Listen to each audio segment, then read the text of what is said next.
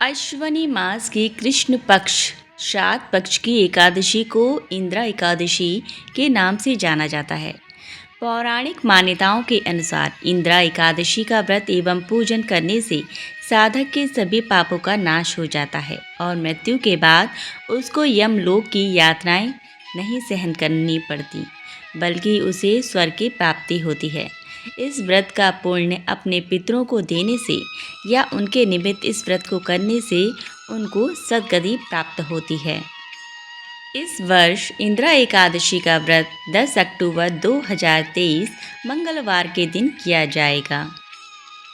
हिंदू धर्म ग्रंथों के अनुसार इंद्रा एकादशी का व्रत एवं पूजन करने से मनुष्य के सभी पापों का नाश होता है और मृत्यु के बाद स्वर्ग की प्राप्ति भी होती है। इस व्रत के विषय में भगवान श्री कृष्ण ने धर्मराज युधिष्ठिर को बताया था। इस एकादशी का व्रत एवं पूजन करने से साधक को अनेक यज्ञों के समान पुण्य प्राप्त होता है। धार्मिक मान्यताओं के अनुसार इंद्रा एकादशी के दिन व्रत एवं पूजन करने से पितृ दोष से मुक्ति मिलती है। पितरों को अधोगति से सद्गति प्राप्त होती है। अपने पूर्वजों के निमित्त इस व्रत को करने से या इस व्रत का पुण्य उनको देने से उन्हें स्वर्ग की प्राप्ति होती है। पितरों की शांति के लिए भी इस व्रत को किया जाता है। इस व्रत को करने से मनुष्य को धन समृद्धि की प्राप्ति होती है।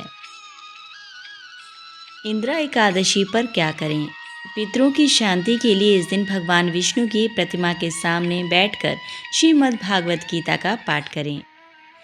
इस दिन तुलसी का और पीपल का पौधा लगाने का भी विशेष महत्व है। इस दिन पीपल के पेड़ पर जल चढ़ाने से आर्थिक स्थिति सुदृढ़ होती है और मनुष्य ऋण से मुक्त हो जाता है। एकादशी व्रत करने की विधि। इंद्रा एकादशी का व्रत एक दिन पूर्व यानी दशमी तिथि से ही आरंभ हो जाता है। दशमी के दिन एक ही समय भोजन करना चाहिए और ब्रह्मचर्य का पालन करना चाहिए। इंद्रा एकादशी के दिन प्रातःकाल स्नान आदि नित्य कर्मों से निवृत्त होकर व्रती को निराहार व्रत का संकल्प लेना चाहिए। संकल्प लेने के बाद कलश की स्थापना करके उस पर शालिग्राम जी की प्रतिमा रखें, फिर उसकी पूजा करें। भगवान शालिग्राम की प्रतिमा को पंचामृत से स्नान कराएं। धूप दीप जलाकर रोली चावल से पूजा करें। फल फूल अर्पित करें, नैवेद्य चढ़ाएं। भगवान शालिग्राम को तुलसी अवश्य चढ़ाएं। विष्णु सहस्त्र नाम का पाठ करें। इसके बाद इंद्रा एकादशी व्रत का महात्मा और कथा पढ़ें या सुनें। कथा सुनने के बाद आरती करें। विधि विधान से श्राद्ध करके ब्राह्मणों को फलाहार कराएं। स्वयं दिन भर निर्जल एवं निराहार रहकर व्रत करें। यदि शक्ति ना हो तो जलीय आहार और फलाहार कर सकते हैं। अगले दिन द्वादशी को ब्राह्मण को भोजन करवाएं और यथाशक्ति दान दक्षिणा देकर संतुष्ट करें। फिर उसके बाद अपने बंधु बांधवों के साथ मौन रहकर खाना खाएं। व्रत की रात को जागरण अवश्य करें। इस व्रत के दिन काम क्रोध आलस्य का त्याग करके सात्विक जीवन जिएं। यदि आप स्वयं ये पूजा नहीं कर सकते तो किसी योग्य विद्वान ब्राह्मण से भी पूजा करवा सकते हैं। इंद्रा एकादशी पर क्या ना करें? इस दिन स्त्रियां सिर से स्नान ना करें यानी बाल ना धोएं। भोजन में चावल का सेवन ना करें। व्रत करने वाला इस दिन सात्विक जीवन जिए और ब्रह्मचर्य का पालन करे। क्रोध और आलस्य बिल्कुल भी ना करे। इंद्रा एकादशी व्रत की कथा। पौराणिक कथा के अनुसार धर्मराज युधिष्ठिर ने भगवान श्री कृष्ण से अश्वनी मास के कृष्ण पक्ष की एकादशी के विषय में पूछा। तब भगवान श्री कृष्ण ने धर्मराज युधिष्ठिर से कहा, हे धर्मराज, अश्वनी मास की कृष्ण पक्ष की एकादशी को इंद्रा एकादशी कहा जाता है। इंद्रा एकादशी का व्रत सभी पापों का नाश करने वाला और पितरों को सद्गति प्रदान करने वाला है। इस व्रत को करने से अपने कर्मों के फलस्वरूप अधोगति को प्राप्त हुए तुम्हारे पूर्वज उससे मुक्त होकर सद्गति को प्राप्त करते हैं। फिर भगवान श्री कृष्ण ने धर्मराज युधिष्ठिर को इंद्रा एकादशी के व्रत की कथा सुनाते हुए कहा, हे धर्मराज, मैं आपको इंद्रा एकादशी के व्रत की कथा और महात्म्य सुनाता हूँ। इस व्रत को करने से राजा इंद्रसेन को स्वर्ग और उनके पूर्वजों को सद्गति प्राप्त हुई थी। अति प्राचीन समय में इंद्रसेन नाम का एक बहुत ही प्रतापी और धर्मपरायण राजा हुआ करता था। महेशमती नाम के राज्य पर इंद्रसेन का राज था। इंद्रसेन के राज्य में चारों ओर सत्य और धर्म का पालन होता था। राजा अपनी प्रजा से बहुत प्रेम करता था, धर्म और न्यायपूर्वक अपनी प्रजा के हितों की रक्षा करता था। राजा इंद्रसेन भगवान विष्णु का बहुत बड़ा भक्त था। उनकी कृपा से राजा को सभी प्रकार के सुख प्राप्त थे। उसके पास धन धान्य की कोई कमी न थी। उसके पुत्र पौत्र भी सुयोग्य थे। एक बार राजा इंद्रसेन की सभा में देवर्षि नारद आए। राजा इंद्रसेन ने देवर्षि नारद का हृदय से स्वागत सत्कार किया। देवर्षि नारद को उचित आसन देकर उनको सभा में बिठाया और उनके आने का प्रयोजन पूछा। तब देवर्षि नारद ने कहा, हे राजन, आप बहुत ही धर्मात्मा और न्यायप्रिय हैं। आप धर्म का पालन करने वाले हो। आप यहाँ पर सब प्रकार के सुखों का भोग कर रहे हो, परंतु आपके पिता यमलोक में दुखी हैं। एक बार मैं धर्मराज से भेंट करने यमलोक गया था। तब आपके पिता से भी भेंट हुई। उन्होंने ही मुझे आपके पास यह संदेश पहुँचाने के लिए कहा था। आपके पिता के एकादशी व्रत के भंग होने के कारण उन्हें दोष लगा और उसके कारण उन्हें यमलोक में कष्ट झेलने पड़ रहे हैं।